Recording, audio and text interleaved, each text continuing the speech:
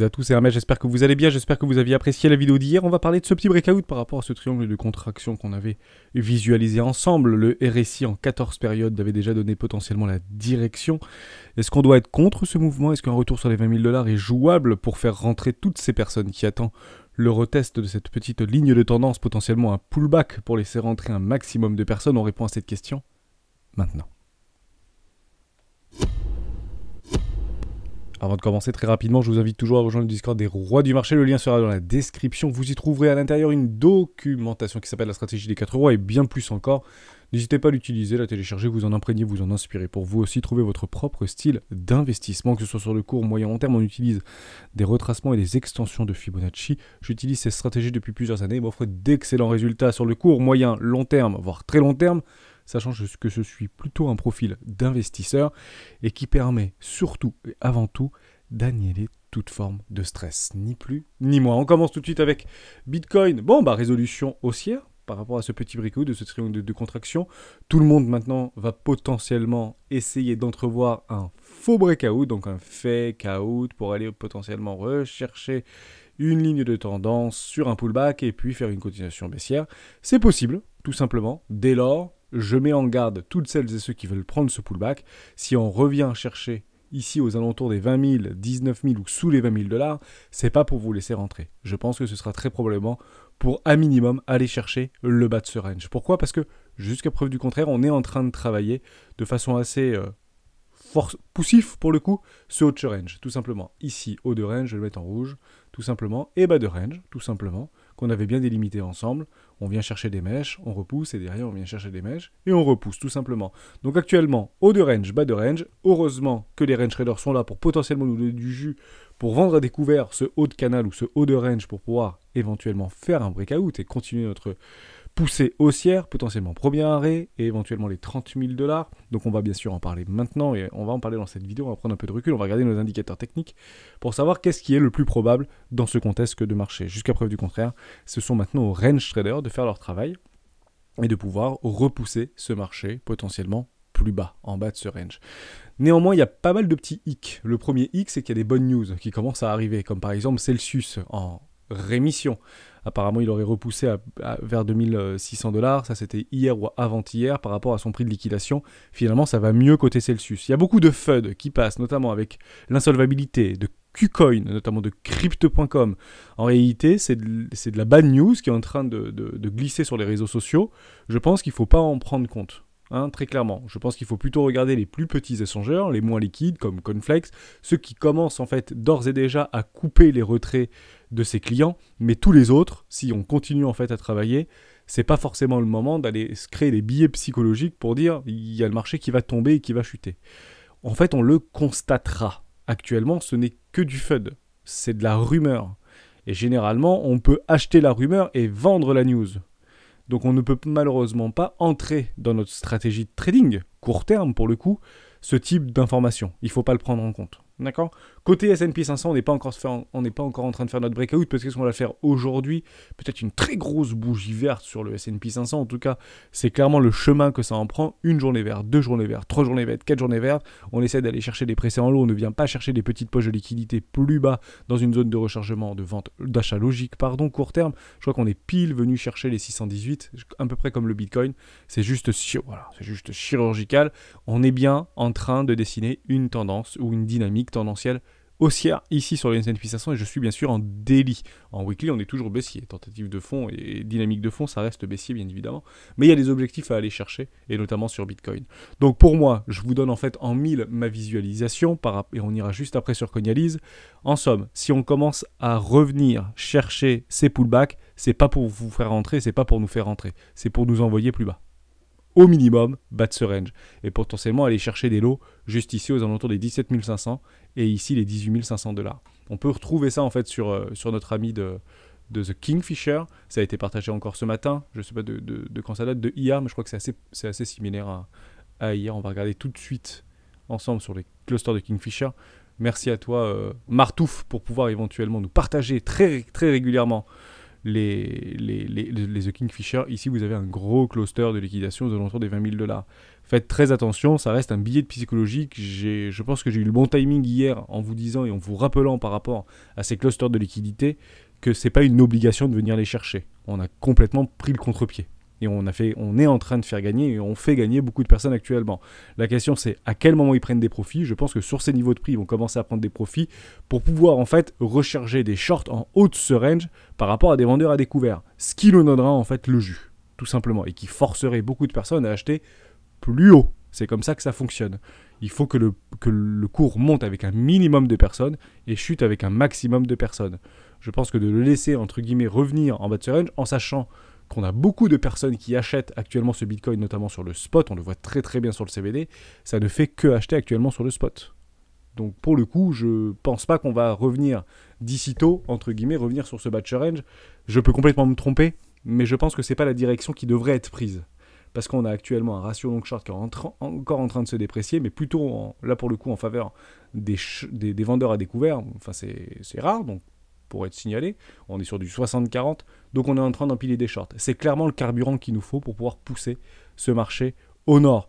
N'attendez pas nécessairement un pullback, n'attendez pas la petite entrée royale avec un risk management top. Alors je dis pas d'acheter ce mouvement, je suis contre l'achat de ce mouvement dans une dynamique tendancielle baissière long terme. Mais techniquement c'est jouable en réalité pour des ratios de 1 pour 1 pour aller chercher des objectifs d'institutionnels. Ratio de 1 pour 1, extrêmement simple. On irait rechercher potentiellement les 26 000 $ ou 27 000 $. La fameuse petite target de Deutsche Bank, est-ce que c'est eux qui ont tout dégoncé? Alors je ne savais pas ce que c'était en réalité ces 27 000 $. J'ai eu plusieurs propositions dont 2 qui sont complètement réalistes. Un, potentiellement les 0,618 tout simplement, vous savez que du bon sens, des fois il ne faut pas les chercher très loin par rapport au précédent mouvement, exactement le retour au 618, zone de rechargement de vente logique, donc si je vous le donne ici en 1000, ce serait ce type de choses, et c'est là-dedans qu'on devra prendre des profits pour toutes celles et ceux qui ont acheté là-dedans, en longue notamment, ils ne prennent pas forcément des profits ici, les gens qui prennent des longues, ils vont chercher des zones de rechargement de vente logique, pour faire quoi? Des creux toujours plus bas, et des hauts toujours plus, et des sommets toujours plus bas, ni plus ni moins. Il serait potentiellement situé ici, notre sommet plus bas que le précédent, entre les 26 400 $ et potentiellement les 30 000 $. Ça fait longtemps qu'on en parle de ces 30 000 $, qui représentent un premier arrêt d'un précédent mouvement. Ok? Voilà pour ça. Ça, je trouvais ça extrêmement intéressant. Donc pensez qu'on va revenir ici, chercher des clusters de liquidité pour dire que c'est complètement mécanique et logique et ce serait potentiellement bon pour le marché. Oui, ça aurait été bon pour le marché hier. Le marché en a décidé le contraire. C'est très bullish ce qu'on voit. Et c'est vraiment comme ça qu'il faut le hiérarchiser dans son esprit. Si on ne vient pas chercher des clusters de liquidité qui sont importants, on parle de 3, 4 ou 500 millions de dollars sur nos indicateurs techniques actuellement et notamment sur Bybit, si on n'y va pas, c'est que c'est très bullish en réalité. Voilà pour ça. Alors, je ne préconise absolument pas de faire des leviers x100 ou x50 sur ces hauts de range.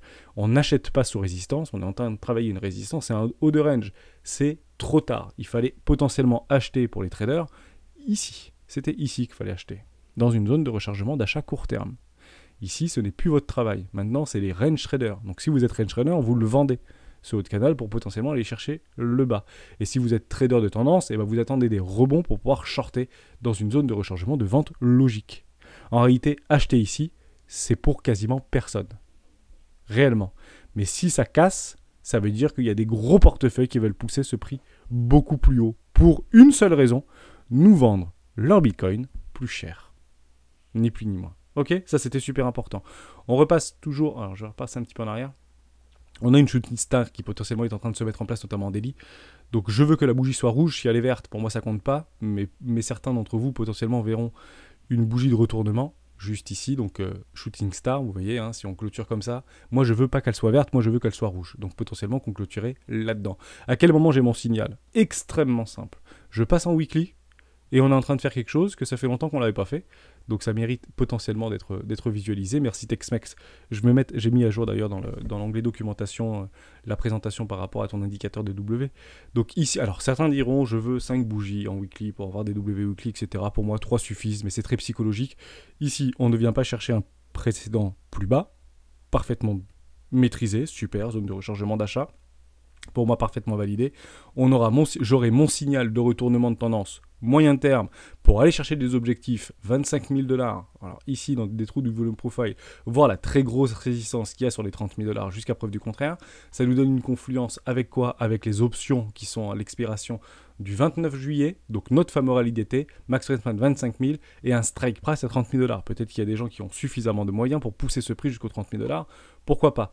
Donc c'est ici que j'aurai mon signal, il faut que je clôture au-dessus des 21 800 $. Voilà, et il faut que ce petit W Weekly soit vert. S'il est vert, ce petit W Weekly, et qu'on commence à avoir une réintégration, partez du principe que c'est pas pour laisser rentrer les gens, c'est pour l'envoyer plus bas. Exactement ce qui s'était passé bien plus haut, ici. Ok? Quand on commence à réintégrer sur une magnifique structure en W Weekly, et c'est là où je vous disais, si c'est trop dur pour vous, sortez, si c'est trop dur pour vous, sortez, si c'est trop dur pour vous, sortez, parce que le plus probable, qu'est-ce que c'est? C'est ce type de choses. Et généralement, c'est très baissier quand on fait des réintégrations. Actuellement, nous n'y sommes pas. Actuellement, c'est haussier, je suis bullish, et je pense qu'on va tout casser au nord. Voilà. Bon, vous allez me dire, t'es un peu malin, Hermès, mais ça fait quelques jours que tu nous dis que ça va casser au nord. Oui, mais jusqu'à preuve du contraire, on n'est pas revenu mettre en doute, entre guillemets, ces précédents lots 17 500 $. Alors que beaucoup, je pense, encore attendent les 14 000 $. On revient sur la vidéo précédente, où il y a quelques vidéos en arrière. N'ayez jamais raison trop tôt. Ici, c'est Bitcoin à 20 000 $. Mais c'était écrit dans le marbre, en fait, que Bitcoin devrait aller à 20 000 $ ou 17 000 $. Ici. N'ayez jamais raison trop tôt.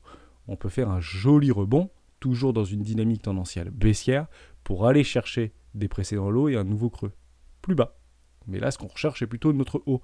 Et ça peut aller très vite, parce qu'il n'y a plus de résistance jusqu'au potentiellement les 28 000 $, 29 000 $. Donc on peut faire ça en une journée sans aucun problème. Ça peut prendre 30% ou 25% en une journée. Je ne dis pas que ça va le faire, je dis juste qu'il n'y a aucun problème pour cela. Ok, ça c'était super important côté Coinbase. Rien de plus, on a toujours un open interest qui est très très fort, qui est très bullish. On a encore du funding négatif. On est quand même en dessous de notre neutralité, pour moi, les 0,02 au niveau de Binance vis-à-vis du funding. Donc pour moi, c'est exactement ce que j'ai envie d'observer quand je suis en fait devant mes indicateurs pour dire est-ce qu'on va faire ce break à la hausse ou pas. Tous les ingrédients nous indiquent qu'on va partir au nord. Pour le coup, je mettrai un bon 60-40 en termes de probabilité pour potentiellement faire notre magnifique ratio de 1 pour 1 et aller chercher cette première target des 26 000 $, 25-26, puis les 30 000 $, si on continue à être haussier. Mais c'est pas gagné, pourquoi? Parce que haut de range. On est en train également, je repasse en daily, on est en train de travailler notre ligne de tendance précédente. Ici, je l'avais tracée depuis très très longtemps. Vous le voyez ici par rapport à ces précédents creux ici. J'avais fait un investissement 1 sur Bitcoin, 23 600 $. Pour moi, ça a dû tenir, ça n'a pas du tout tenu, ça a complètement été transpercé. Le plus probable, qu'est-ce que c'est de l'allonger. On est en train de l'allonger. Si on breakout et on clôture un W Weekly là-dessus, pour moi, c'est plutôt positif. Il faudrait vraiment qu'on clôture là-dedans. Et après, derrière, ça partira. Et ça partira sur une première résistance, ici, 28 600 $. Ok? Ça va pas être du gâteau de passer ça, bien évidemment. Et on ne fait pas all-in là-dedans. Vous l'avez ici, au niveau du volume profile, beaucoup d'ordre ici. Je pense que quand on va approcher des 28-29 000 $, ça va commencer un petit peu à grincer. Ne soyez pas à contre-tendance de ce mouvement. Si vous n'êtes pas range trader, si ce n'est pas votre métier, entre guillemets, ou si ce n'est pas votre prédilection, ne shortez pas ce mouvement. Vous n'avez aucune confirmation, vous n'avez strictement rien. Vous êtes, entre guillemets, à contre-tendance ici. Pourquoi? Parce que vous allez regarder des petites time frames.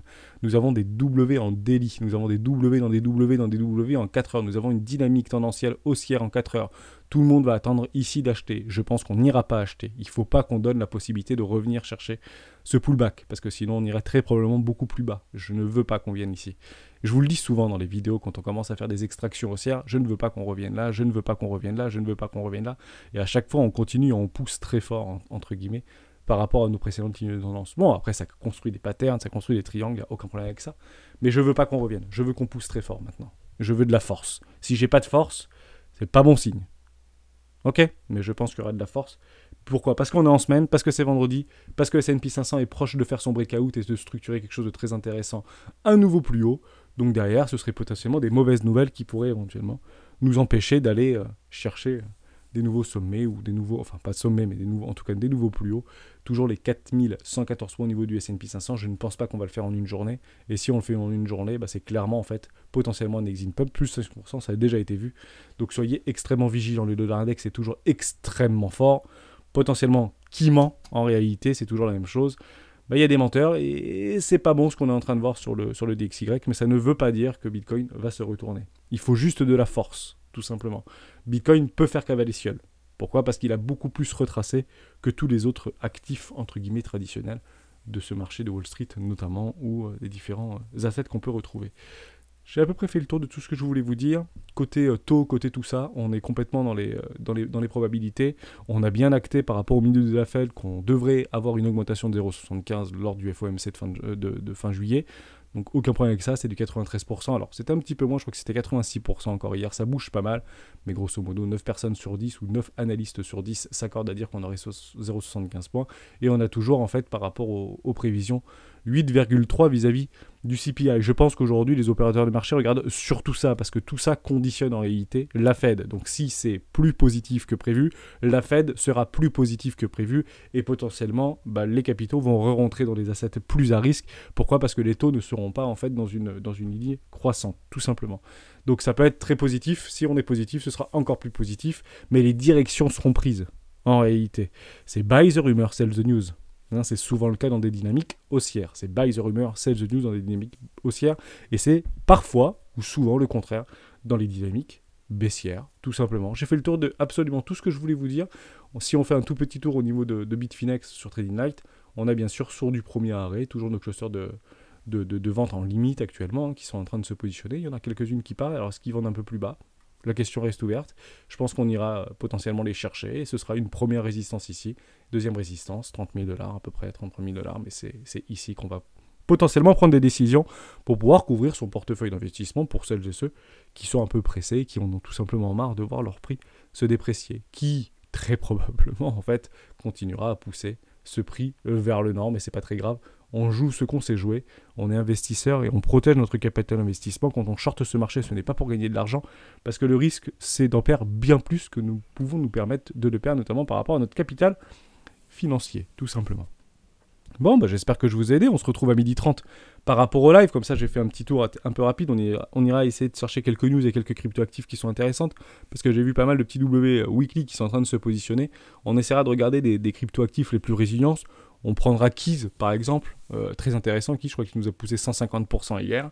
Bon, ça fait cavalier seul. Les cryptoactifs sont très fortement, entre guillemets, vendus et notamment à découvert. On le voit très bien ici, charger un graphique. On va le reprendre, mais c'est un fouillis extrêmement négatif, des spreads extrêmement négatifs depuis plusieurs mois maintenant. Il n'y a aucun problème avec ça. Je pense qu'il y a pas mal de cryptoactifs qui vont faire des magnifiques rebonds. Ça fait plusieurs semaines, je pense qu'on le dit. Donc s'il y a Bitcoin qui nous propose un rebond sympa, je pense que pas mal de cryptoactifs vont faire des rebonds bien plus sympas. Bien plus sympas.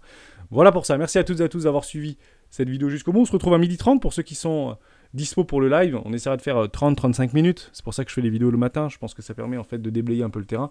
Et on se retrouve tout à l'heure. Ciao.